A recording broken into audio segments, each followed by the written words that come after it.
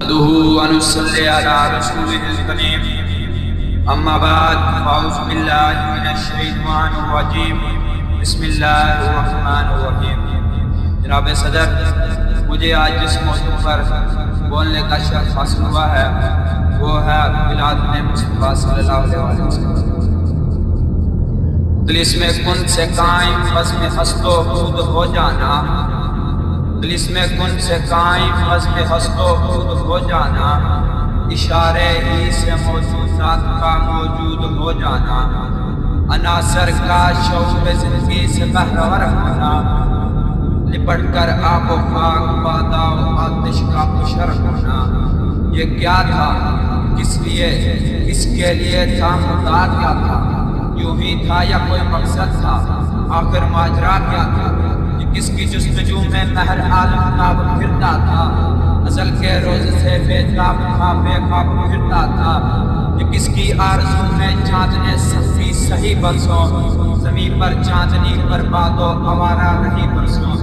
یہ کس کے شوق میں پتھرا گئی آنکھیں ستاروں کی، زمین کو تکتے تکتے آ گئی آنکھیں ستاروں کی؟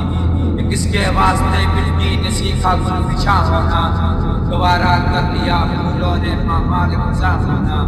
یہ سب کچھ ہو رہا تھا ایک ہی امید کی خاطر، یہ ساری کاوشیں تھی ایک صبح عید کی خاطر، مشیت تھی کہ یہ سب کچھ طے اخلاق ہونا تھا، یہ سب کچھ ایک دن نظر شاہدناک ہونا تھا۔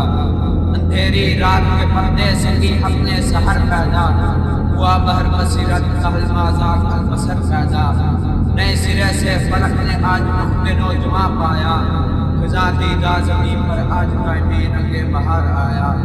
ادھر سدا فلک پر چاند تارے رقص کرتے تھے، ادھر روئے زمین کی نقش بنتے تھے، سورتے تھے، ہوائیں مہتاب ایک سرمدی پیغام لاتی تھی، کوئی مجدہ تھا جو ہر گوش گل میں کیا سناتی تھی۔ ستوں مکے میں قائم ہو گئے جب دینے بجا کے، گرے غش کھا کے 14 دن گرے ایوان کسرا کے، سرے فراں پر لہرانے لگا جب نور کا جھنڈا، ہوا ایک آہ بھر کے فارس کا آتش کٹا ٹھنڈا۔ خدا کی شان رحمت کے فرشتے سب سب اترے، پرے باندھے ہوئے سب دین دنیا کے شرف اترے۔ صحاب نور چھا کر آ کر چھا گیا مکے کی بستی پر، صحاب نور آ کر چھا گیا مکے کی بستی پر، ہوئی پھولوں کی بارش پر بلندی و پستی پر، ہوا عرش معلیٰ سے حضور رحمت باری، تو استقبال کو اٹھی حرم کی چار دیواری، تو صدا ہاتف نے دی آسا سنانے فقہ حسبی، ہوئی جاتی